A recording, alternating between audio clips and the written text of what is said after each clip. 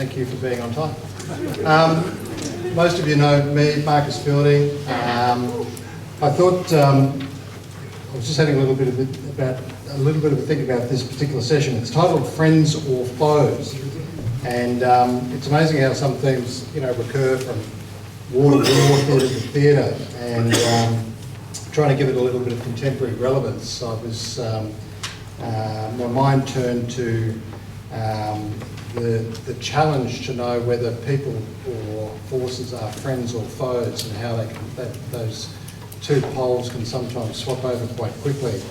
I hearken to the experiences in Afghanistan, where troops that you're training and theoretically are on your side can all of a sudden turn on you and start shooting you. I knew a soldier that was a victim of one of the green on blue attacks, as they're called, the shooting incidents. So that relationship between friend and foe can change very, very quickly. But I was also thinking about my time in Iraq. I was sitting in the operations centre in Baghdad about 15, 16 years ago now, and we had a report of there'd been a shooting, and there was about 5 American soldiers who had been killed, and about another 6 or 7 wounded. And at the time, bombing was all the rage, and shootings were quite rare. We sort of went, I wonder how that's happened. It turns out it was in the base. It was actually down in the centre where they were doing some of the counselling. And as it turns out, the shooting was done by a US Army major who was in there for an appointment. Clearly the appointment didn't go as well as he'd like, and decided that he was just going to turn around and start shooting people inside the facility. 5 people killed, about, 7 or 8 wounded. And so there are, that line between friend and foe, can switch pretty quickly, and you don't always know which direction it's coming from. Which is why we're going to hear all about Eddie Leonski, a little-known character who, from the US, who roamed around Brisbane somewhere around about 1942, 43. And I'm pleased to introduce Ian Shaw, who's going to tell us all about him and what happened to him, and then strike fear into your hearts. Okay, Ian.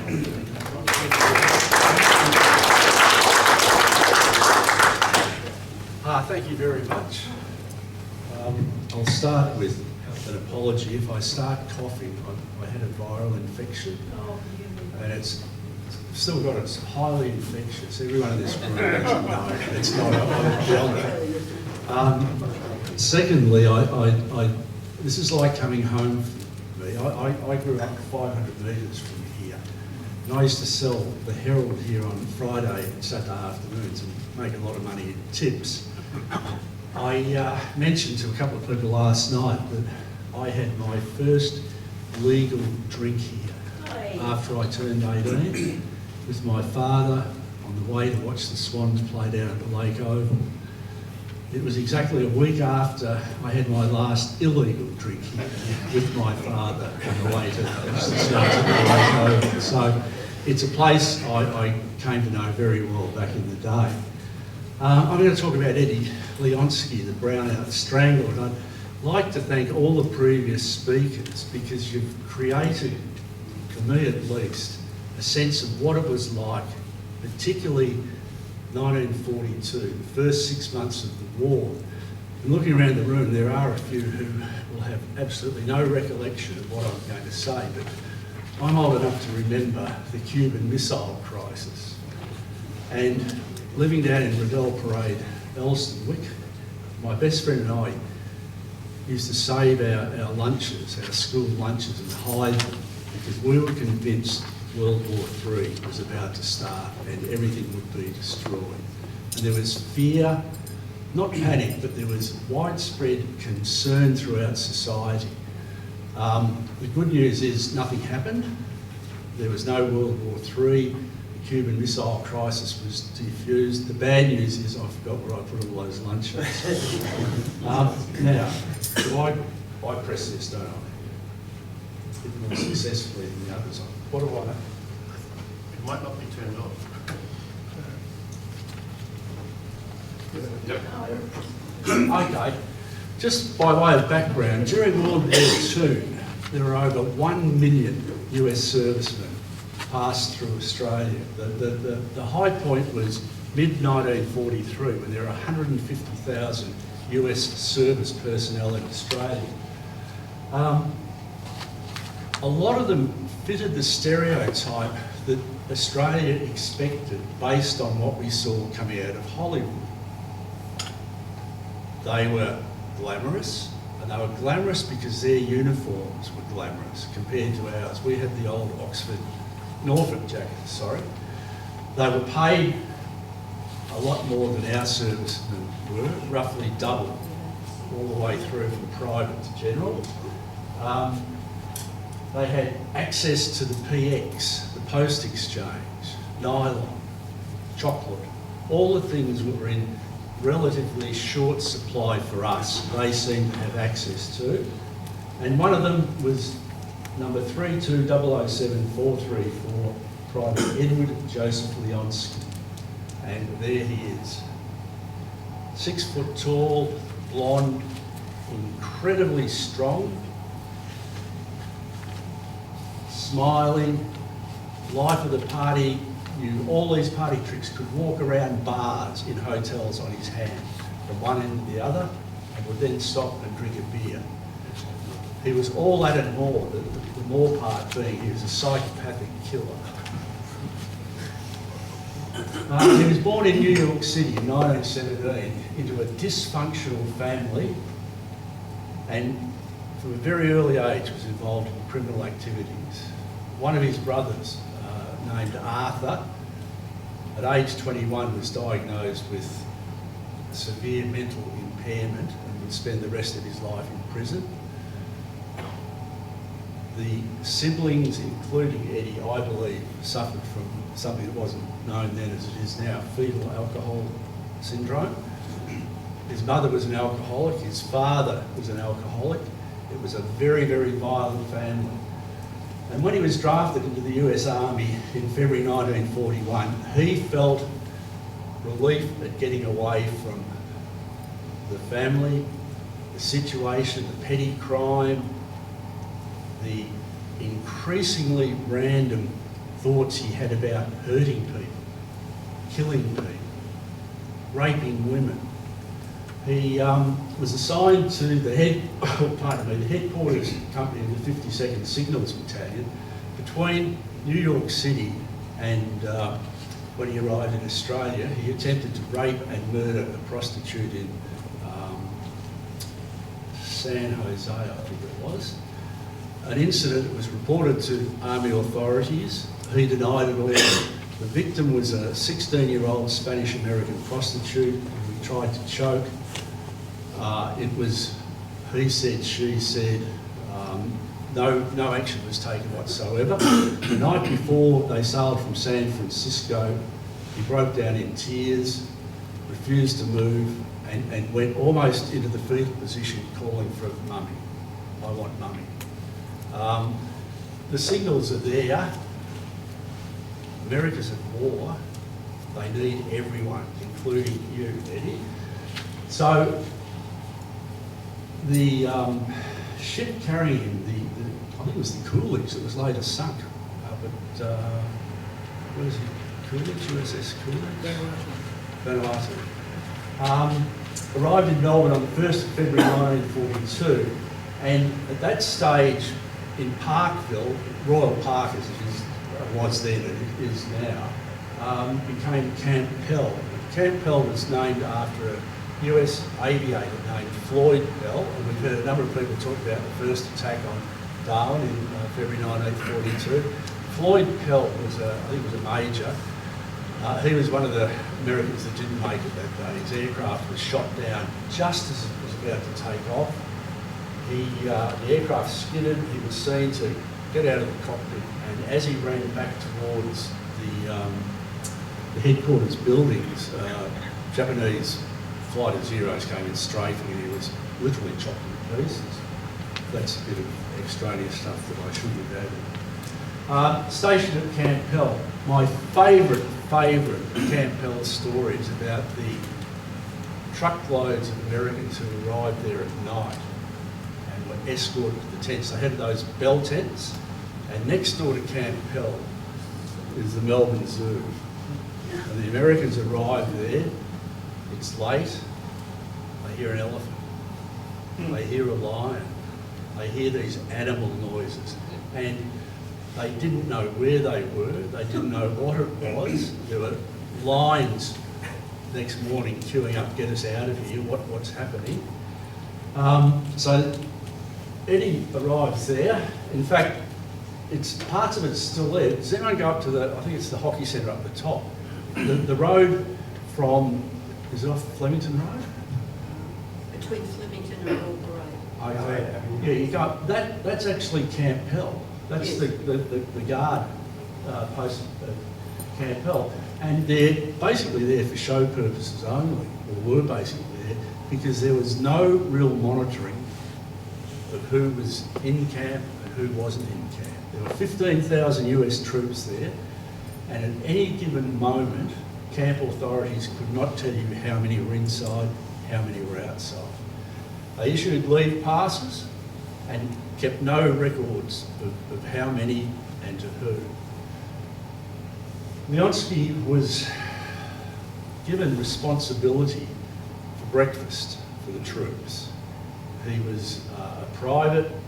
He was told, okay, you organise this, that and the other, and you clean up afterwards, clean the tables, put the chairs back, do all that.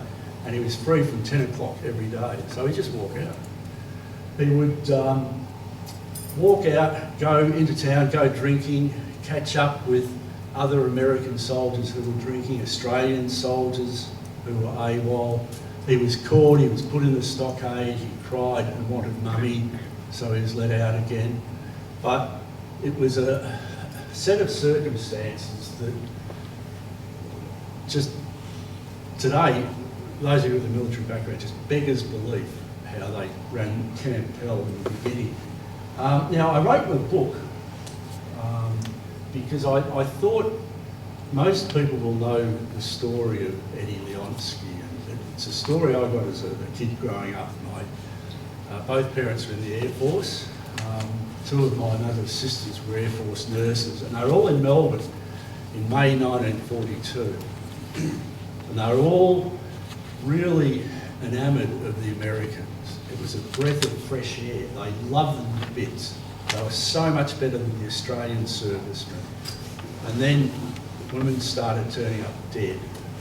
The first one was Ivan Cloud, down the left, May the 2nd. Her body was found, there's a supermarket, I've forgotten the street, Kerford Road, just at the beach end. There was an alcove opposite the tram terminus. She was waiting for a tram in the alcove at midnight to go and visit, I think it was a friend. Her boyfriend had visited her earlier in the evening. Now she was going to visit an old friend. She was a 40-year-old woman. She was in there. Eddie Leonski arrived out of the gathering sea mist, and in the book I write that he said, oh, he gave me a fright, I didn't see you there. And she said, well, you gave me a fright. And he said, it'll be all right. Put his right hand on her shoulder and hit her with his left hand across the throat and started squeezing. This is a man who is incredibly strong. She was dead she was unconscious within seconds, dead within minutes. He'd been further down Long Beach Road drinking with other Americans. The body was found. He had a technique, he had a style, he had a kind of performance where, and I'm sorry to kind of get, well, he stripped them. He pulled their clothes down from the top and up from the bottom. So all the clothes were bunched around the victim's waist, and he propped the figure in a way that whoever found it would be confronted by the woman's genitals, by the woman's groin. And it was stage managed, each and every one of these murders. The Victoria Police, it was a murder, another murder. it's brownout time. Katie described the brownout. It's the same in Melbourne as in Sydney. Nothing untoward seemed to attach to the American troops. There was no connection between Ivy's death and the US Army soldiers based in Australia until a witness came forward saying that he had seen an American soldier in the vicinity around the time, between 12:30. A week later, Pauline Thompson is found murdered on the front steps of a boarding house in Spring Street, which is it's now down the bottom. It's now, I think it's a supermarket, but there used to be a line of kind of Edwardian 2-3 story beautiful bluestone houses there. She'd been strangled. The body was arranged in precisely the same way, and there was an American Army connection now, because Pauline sometimes used the name Coral, and she was married to a policeman in Bendigo, but she came down to Melbourne because she was a singer, because there was work here, and she got a job with 3AW, which probably still is a radio station, and she also got involved in US Army hospitality services. There was an American Army club in Elizabeth Street, and she acted as a hostess there. And hostess meant hostess. There was nothing untoward there. But she also befriended a 19-year-old American soldier who believed he was in love with her and she was in love with him. And they arranged to meet at this club. And when the soldier, the 19-year-old, turned up, she wasn't there. It was the first time ever that she hadn't been there. So he went to a boarding house and knocked and got someone out of bed. No, she's not here. So police started to think, what are the common elements of this? That we believe the same man, it had to be a man, has murdered both women, and now we're getting a US Army angle.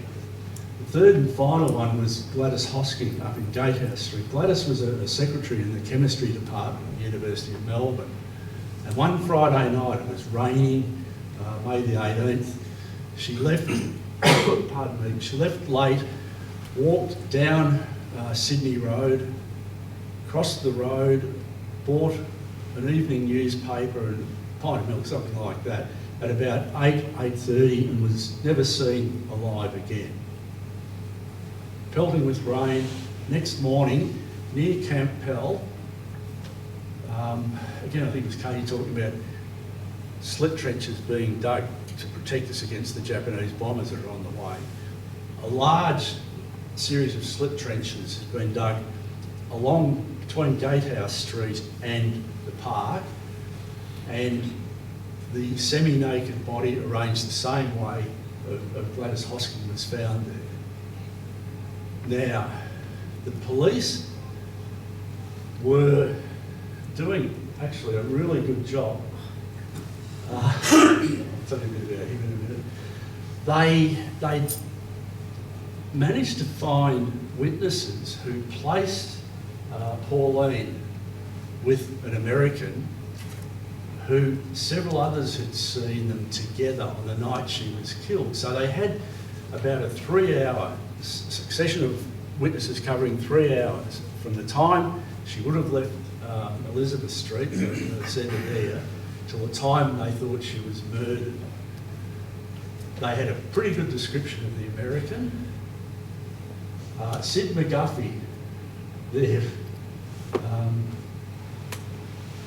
Sid was the first detective in the Victoria Police Homicide Squad when it was set up.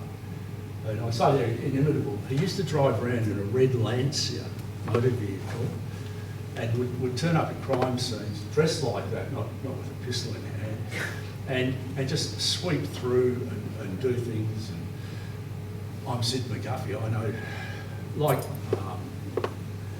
Perry Mason and someone else combined, he's an interesting character, not only because he was the first ever homicide detective in Victoria, but I'm researching a book on Squizzy Toe. I've finished researching.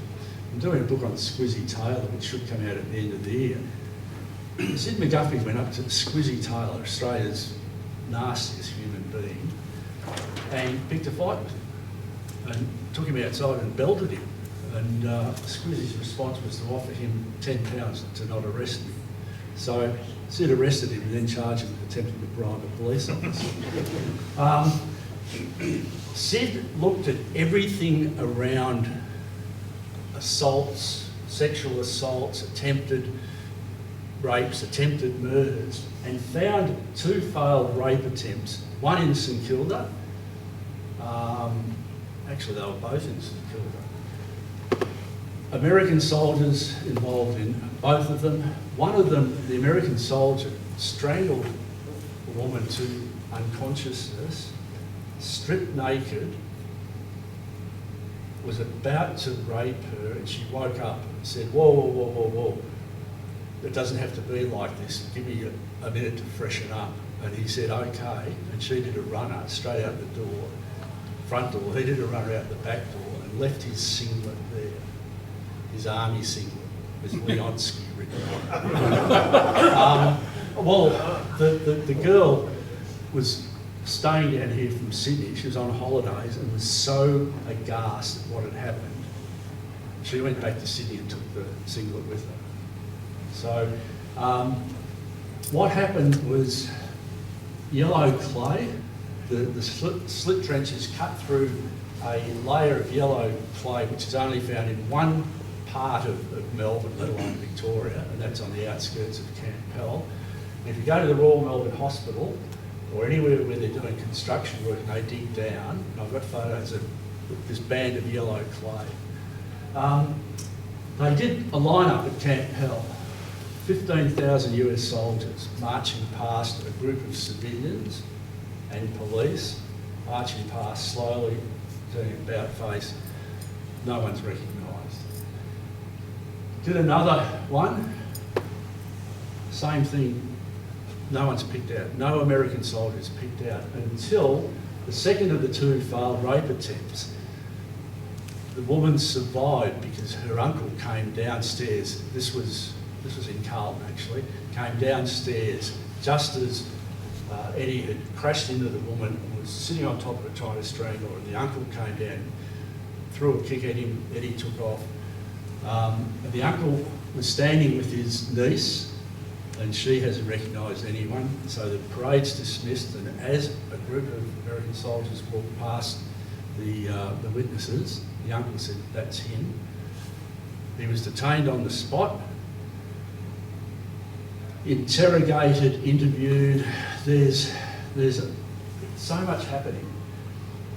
Eventually, he said to Sid McGuffey, what if I say yes? What's the outcome going to be? If I say, yeah, I killed them, Sid McGuffey said, I have no idea, Eddie. I know what the outcome will be if you don't. So he confessed to them. I was talking at lunchtime. Then emerged this major problem. Who has jurisdiction? Eddie Leonski is a US Army soldier, and there's I can't remember what it's called, Mark.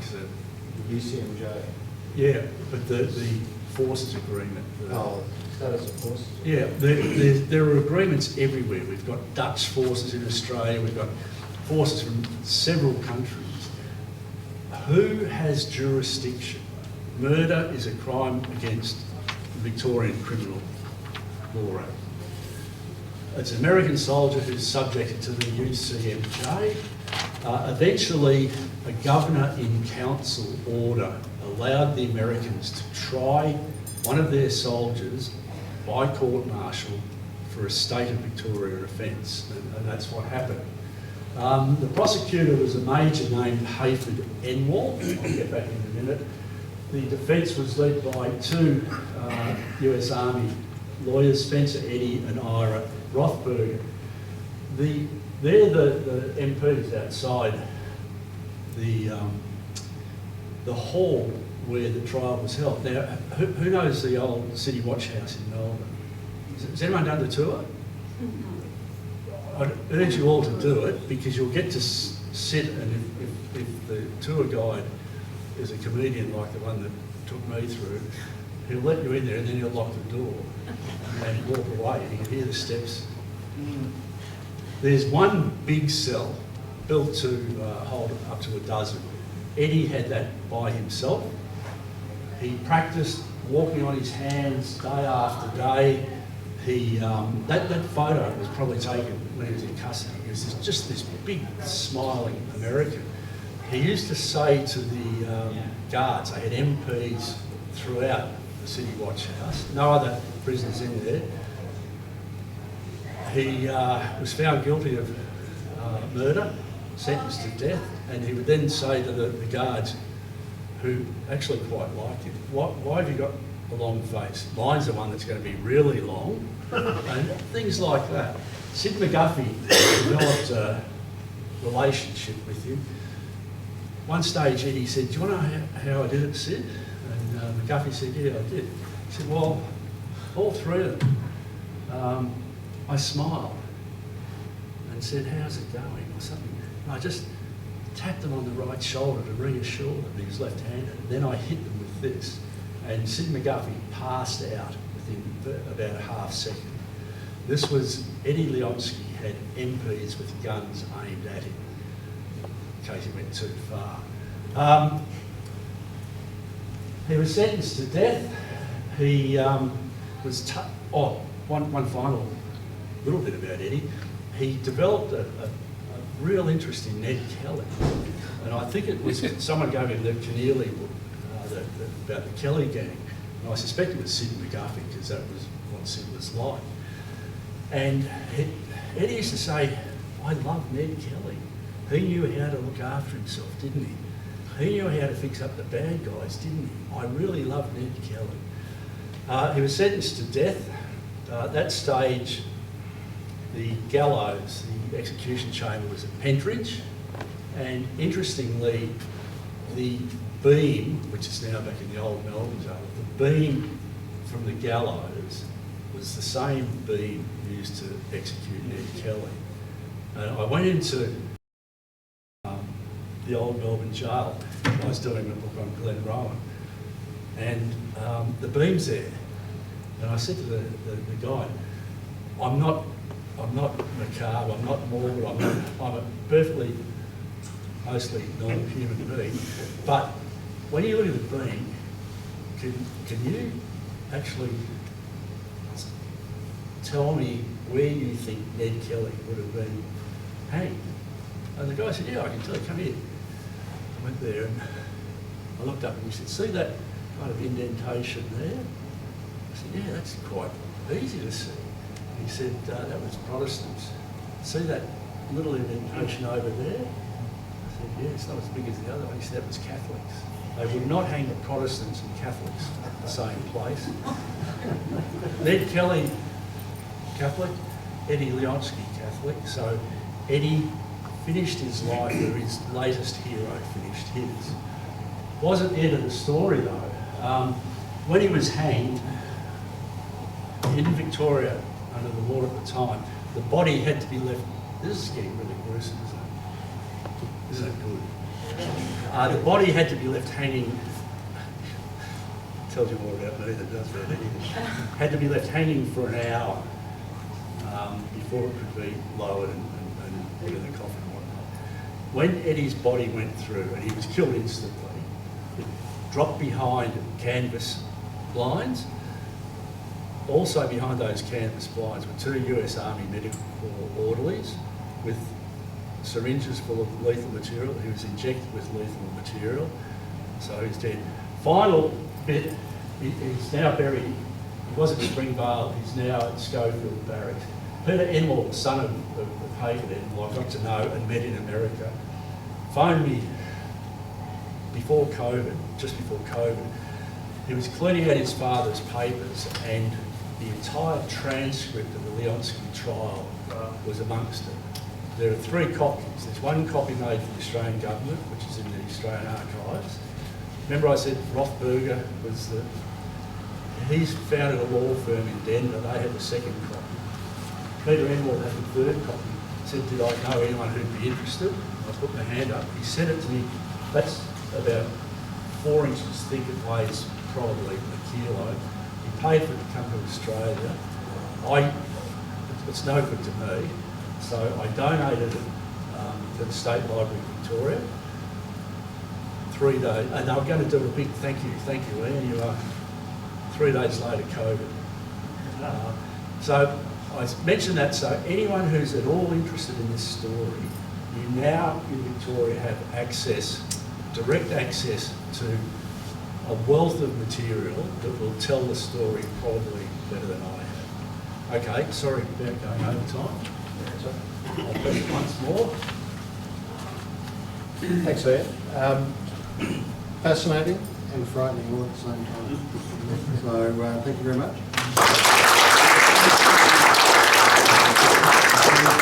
Take a couple of questions. Thanks, Ian, that was terrific. Did this episode have any impact on Australian women's attitudes towards the Yanks? It had a major, Yeah, and second question, was this a particularly Americans in Australia story, or was there a parallel elsewhere? For example, Australian soldiers committing crimes elsewhere during the war? I can't answer the latter question. The first question, yes, it had a major impact. From the time the second body was found, it was identified that she'd last been seen with American soldiers. There were US soldiers getting the Jesus punched out of her up and down the streets. Right. My mother and her 2 sisters dropped off Americans like that. He wasn't the only American to commit murder in Australia. An Indigenous girl was raped and murdered in Brisbane by a Mexican-American soldier. He was found guilty, sentenced to death, but he was taken to New Guinea and executed there. I think there was a third one, a black American soldier raped a white Australian woman, but he was sentenced to death, taken to New Guinea, executed as well. The final bit of that kind of thing is they're soldiers who are court-martialed and sentenced to death are usually shot, but because of the nature of the crimes, these guys were hanged. Yeah, right. Interesting. Thank you. It's an observation, Marcus. No. No. One of the women, one of the people I interviewed, I do a lot of history, and those people like Jim Barry and Michael Buckridge, who know what I'm talking about. Joan Swan, she was a young girl from the Naval Military Club. She was a young girl at the time, and she worked in the bank. And twice in the brownout, they actually gave their evenings twice a week or whatever. I think it was down in St Paul to, help American servicemen who were, of course, by themselves. It was purely a social thing. They were to refuse any office they got, etc. But she distinctly remembered Leonski there one night, and he was busy doing handstands to show how strong he was. Wow. Did General MacArthur have to confirm to sign off the death sentence? Yeah, he did. His was the last signature, but his was also, when Leonski was arrested, this is semi-folkloric, MacArthur was informed we've got someone for the murders in Melbourne. MacArthur allegedly said, hang the bastard. And everything flowed from that. It went through several layers of review back to the, I don't know, the senior legal officer in the US Army would be the Judge Advocate General, I'm guessing. Went all the way there. I'm pretty certain it didn't go to the President, but it came back and MacArthur was the last one to sign off. Ian, thank you very much. Ian's heading immediately back up to Canberra.